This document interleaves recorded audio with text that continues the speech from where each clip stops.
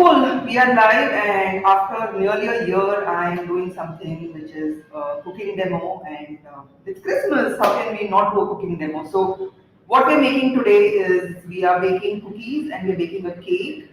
And this is true to iThrive style, gluten free, sugar free, healthy, so you can eat them without really feeling bad. You can even eat regular cakes and cookies without feeling bad. You don't need to feel bad, but then like, this thing won't destroy your health, so these are good to go. So what we're going to do is we're going to start off with our gingerbread man cookie. I do have a gingerbread man mold. It has a very scary looking skeleton on it. I wouldn't recommend buying this again. But we're going to make gingerbread man cookies, and then we're going to make a really yummy cake that's got lots of butter and eggs. So hang on and let's get started. What are we using for our gingerbread man cookies? Again, if you can't follow or if you have questions about the exact proportions of the ingredients, please leave a comment in the DMs on whichever platform you're watching this. We'll share the recipe soon on our social media platforms. If you watched any of my past demos, you know that I cook like that character Ratatouille from that movie. I don't have any proportions, okay, but just to make your life easier, we will send you the right proportions for every ingredient. So for now, just watch what I'm doing, drool with the nice yummy stuff that will come out of the oven, and then we'll share the actual recipes with you. But any questions that you might have, any doubts, like if you are looking for alternatives to any of the ingredients, please comment. The team is right here. I can't show you where they are, but they're right here. And they'll let me know if there are any questions, and I'll answer them live as we're doing this. Cool? So let's get started. What are we using for our cookies? We're using oat flour, and then we are also using some tapioca starch. Okay, why are we using tapioca starch? It's really great at binding. What is tapioca? It's a root, like potato and sweet potatoes. It's a root, and then they dry that root and make a powder out of it. It's pretty, and like it doesn't inflame anyone's gut. We know it really works well. And it's wonderful for baking because it just brings things together. It absorbs a lot of water, so it's a really wonderful ingredient for baking. So here you have your oat flour,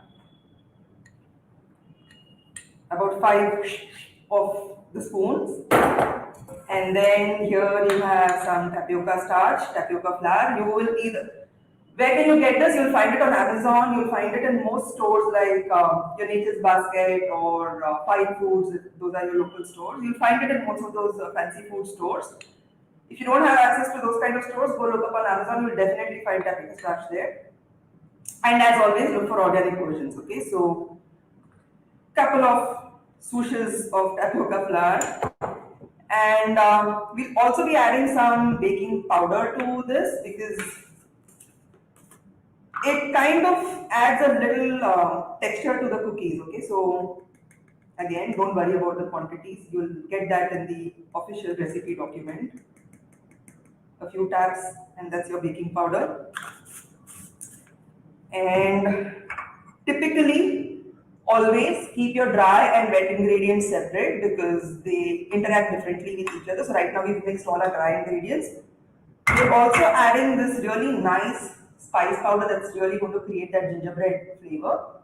It's got ginger powder, it's got a little bit of nutmeg powder, it's got a little bit of cinnamon powder, and it's got a little bit of cloves, like a pinch of clove powder. And it's really this beautiful spice mix that creates a very nice Christmassy feel even when they're baking in the oven. So if you want to let your neighbors know that it's time for Christmas, bake these and then be like, oh, it's Christmas. Alright? If any of you have issues with my jokes as I'm doing this, please leave that in the comments. I'm not going to change my jokes, but at least we'll know you have issues with my jokes. Okay, so that's our dry ingredients. What are we using as a sweetener? Because, like I said, we promised to make it sugar free. We're using honey. Always look for raw organic honey because usually the pasteurized honey that you buy from bigger commercial brands is not even real honey. There's a lot of sugar syrup in that. So look for local producers who are making raw organic honey and buy that. Usually we recommend not heating honey too much, but once in a while when you're doing Christmas baking, it's okay to use honey as a sweetener and allow it to cook. Okay, so we have honey here. We'll also be using a little coconut milk to kind of just bring the dough together. So watch this. I know you can't see what's happening in the bowl, but still, watch this. Okay, that's some honey. Don't ask me how much. When I feel that's enough honey, it's going to be enough honey. Okay. Okay. Yeah, that last drop is what I need. And then we are adding some coconut milk. If you're dairy tolerant, if you don't really have issues with dairy protein, right? Like you don't get gas and bloating and stuff like that. You can actually use regular milk, full cream milk. That's okay. But we work with so many people who have chronic conditions. I mean, that's what we do. We don't sit and bake all day. We actually spend our days in healing people from their chronic conditions. And often we've seen that dairy is a big culprit when it comes to creating health problems. So we eliminate dairy initially, and that's why I'm making them with coconut milk. But if you're okay with dairy, if you've tested it out before, then you can use dairy, like regular milk. What my daughter calls moo milk, because it comes from cows that do moo. Okay, and then we're adding some butter to this as well. And for those of you who are curious about why is butter okay when milk is not okay, I'll bring my geek mode on. The thing is, when it's butter, it doesn't really have too much of the dairy protein in it. It's just um, the fat, and that fat is absolutely safe for humans. It doesn't ever create inflammation. So butter is okay. Milk and paneer and whey protein and cheese, we need to test it out.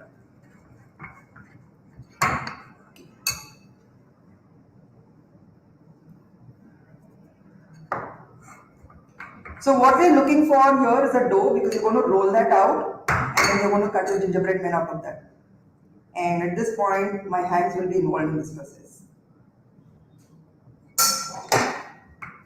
I don't know how to make a dough without hands. Okay. So we mix this dough.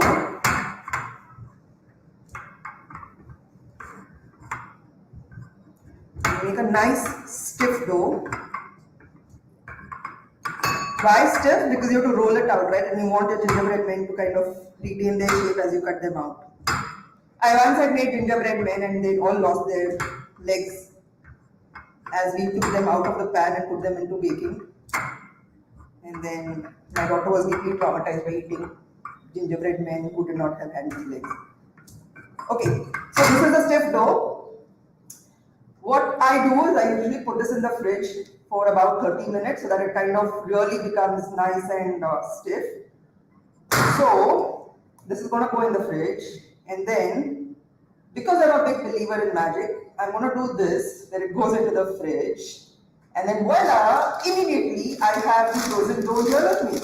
Okay, so don't ask me how, but that's magic. Okay, and it's Christmas and it's Santa and stuff like that happens. So here we have a dough that's been frozen for 30 minutes, and then we're going to roll this out. So what do you need to roll it out? Any regular chapati making thing, which I can't remember for the life of me what it's called. But even if you have a regular granite top, just anything, right? Like that's a flat surface that the dough wants stick to. Just roll it out on that. You might need to use a little flour so that it doesn't stick.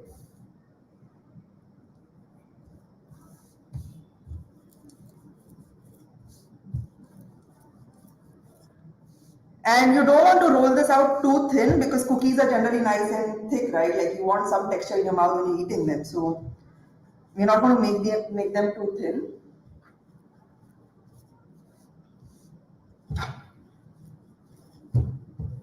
So about half an inch. I want to show this to you, what it looks like. So it's about half an inch, right? This is how thick it's going to be. And then you take your gingerbread man, or you could take any other cookie shape. It's not mandatory to have men in your oven, but you can take this cookie shape and just press gently. Take out the remaining batter. The remaining dough.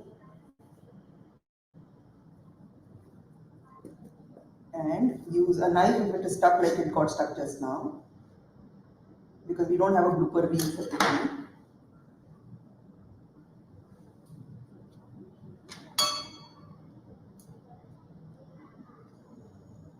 Are we going to lose limbs, gingerbread man? I hope not.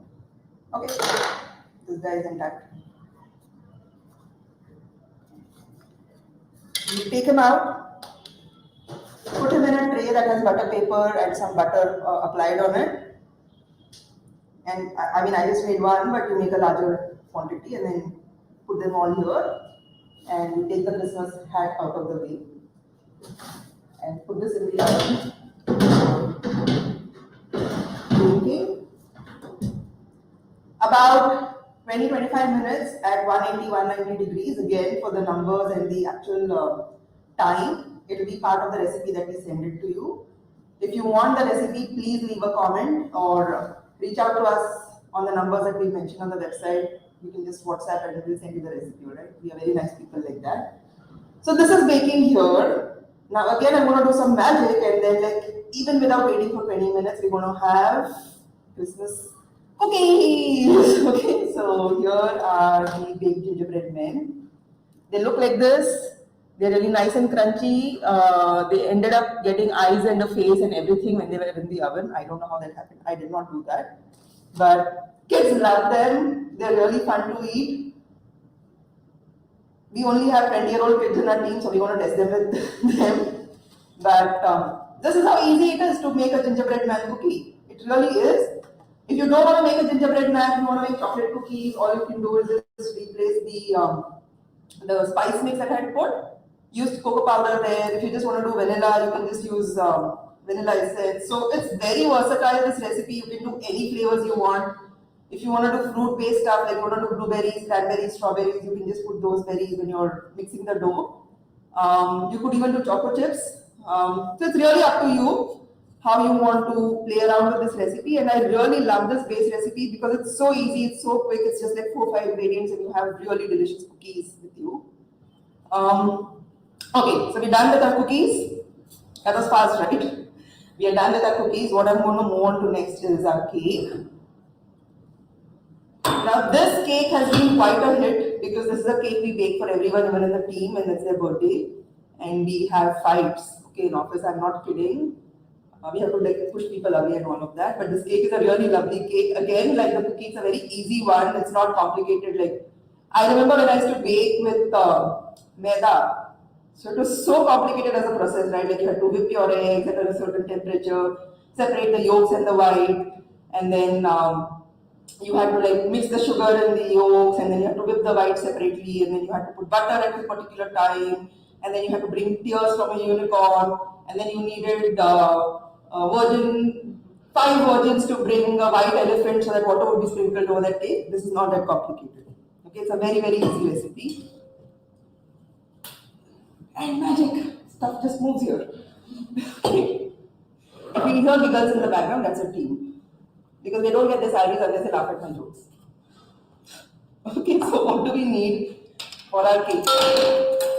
We need eggs. This is not a vegan cake. Sorry, vegans. But if you really want to make a vegan cake, you get this egg replacer in the market. And you could use 1 teaspoon of that for every egg that's in the recipe. You'll even get that egg replacer on Amazon. Okay, so 2 eggs.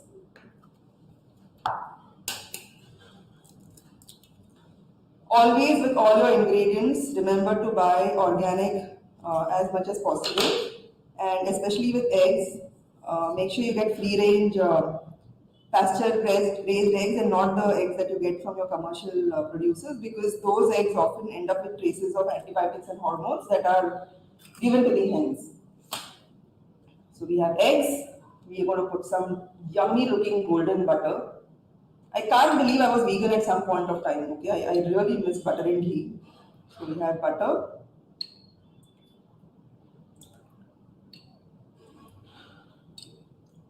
Don't ask me how much. Your heart knows when it's enough butter. Okay. Eggs, butter. We're using vanilla.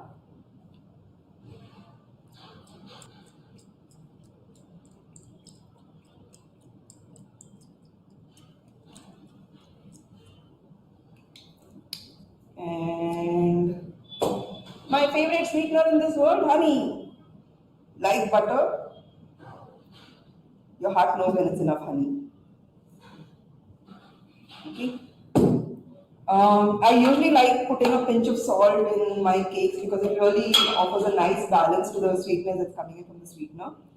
Again, if you're a vegan and you don't want to use honey, you could use date paste, you could use coconut sugar if it's a one-time baking kind of a thing. So these are all your wet ingredients. I can't bend this bowl any further, otherwise I will not have a laptop anymore. Alright, just use a whisk. If you have one of those electric beater things, right, that's really amazing because it mixes the stuff really quickly.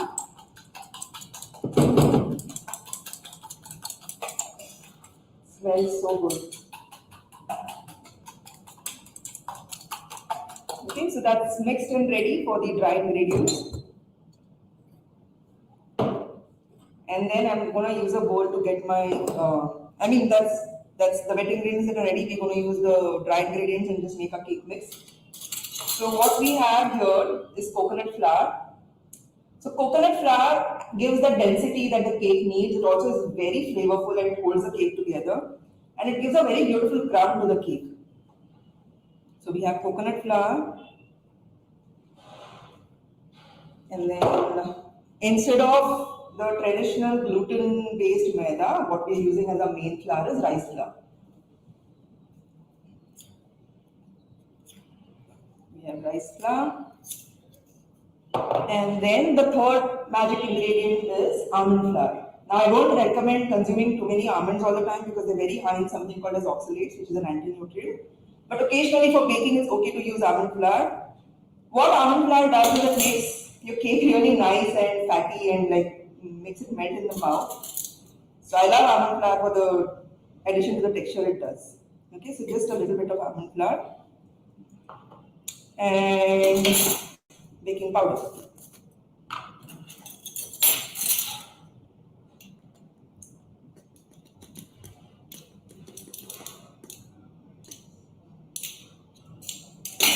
Okay, now before I mix the dry ingredients into the wet batter, I'm also going to add one more magical ingredient, which is my coconut milk. Like I said earlier for the cookies, if you're okay with dairy, you can use regular milk. But I'm going to use coconut milk here.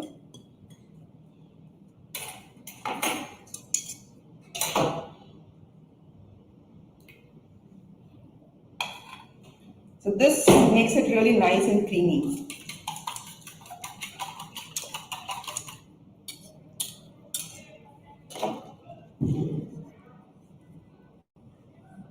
When I learned traditional baking, I once learned it from some teacher.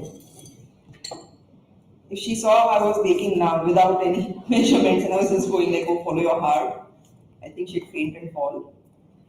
But it works. So, yeah, someone laughed on my joke.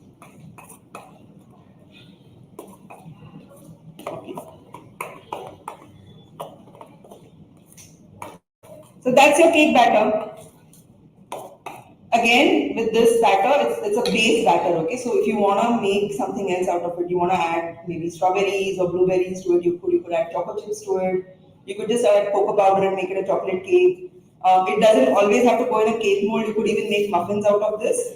So the only thing with coconut flour, and again we'll give you proportions, is sometimes after a couple of minutes of you adding the liquid, it might suddenly become a little thicker than you had planned. So just add some more liquid after that, okay? Because you want a slightly flowy cake batter, not something like the cookie dough.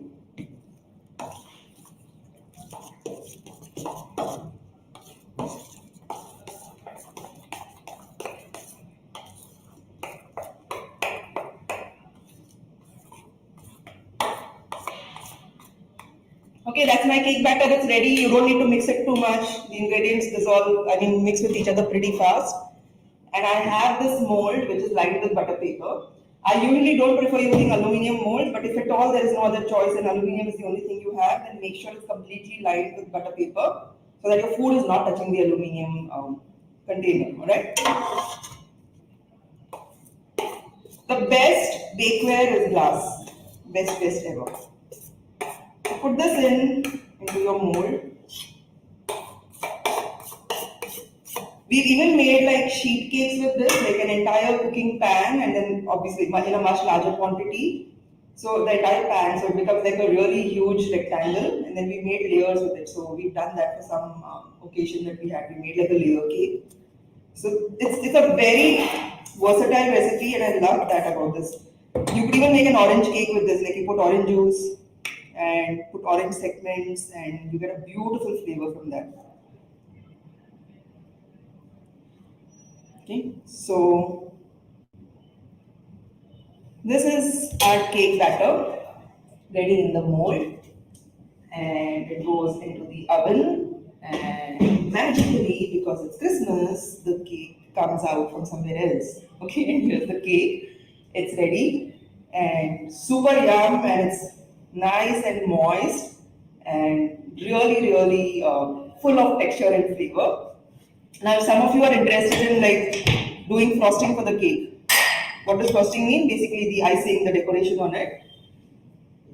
We also have an option for that where you don't need to use the whipping cream that's usually available in the market with a lot of sugar and like artificial flavors and all of that. There's a very easy to make frosting, easy way to make frosting that's actually not bad for you. We're gonna do that. Um, this is it. Okay, this is the frosting. It looks nice and white. It's basically cashews soaked overnight or maybe soaked even for 2 hours in warm water. Cashews that are soaked like that become nice and soft and plump.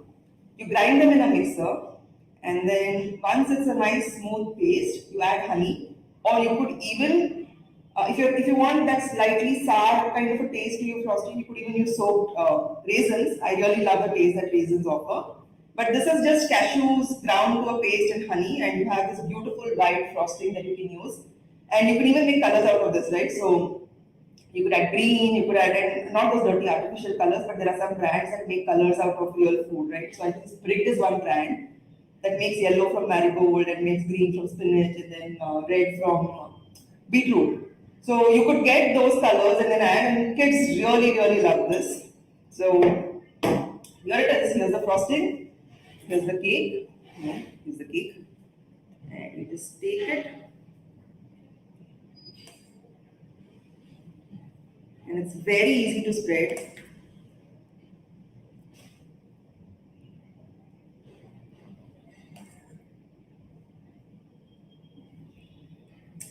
There you go.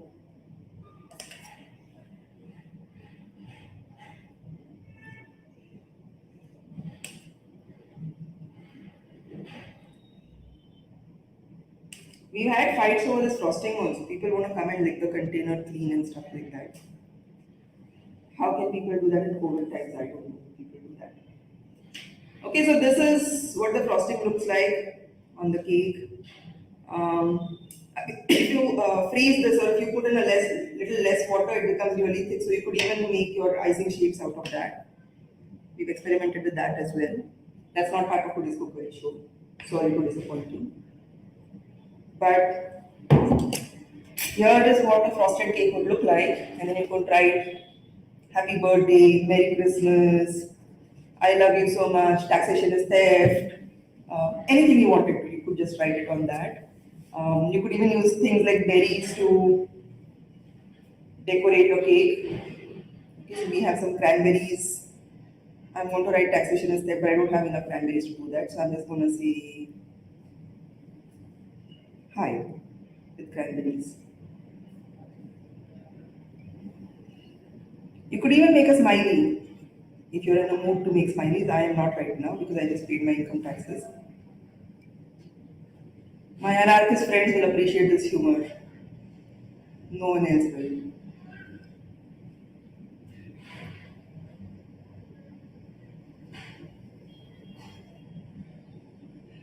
Okay, I know it's extremely awkward to fill silence like this, but you can take notes on how to do hi with cranberries. Okay, there you go. That's a cake that says hi to you. Alright, bye guys. It's that easy to make healthy, okay? It doesn't have to be difficult, it doesn't have to be complicated, you don't need fancy ingredients. maybe yeah, like almond flour is a little fancy, but you get it in most places, right? You'll get it on Amazon, you'll get it in most of these fancy food stores. It's very easy. The time that you need to invest is primarily in getting those ingredients together, putting them together, and then just the time it requires to bake. Which, if you're part of our team, apparently time is just a human construct and things just magically appear. But it's that easy. So go have fun at Christmas, do this. If you do make this recipe, tell us how it went, share pictures with us on our social media handles. You could tag iThrive underscore in on Instagram. We're on Facebook as iThrive Healing and Beyond. So go for it, make these and let us know how they went. Alright? See you soon. I think we'll do more cooking demos and so that we can make food fun for you.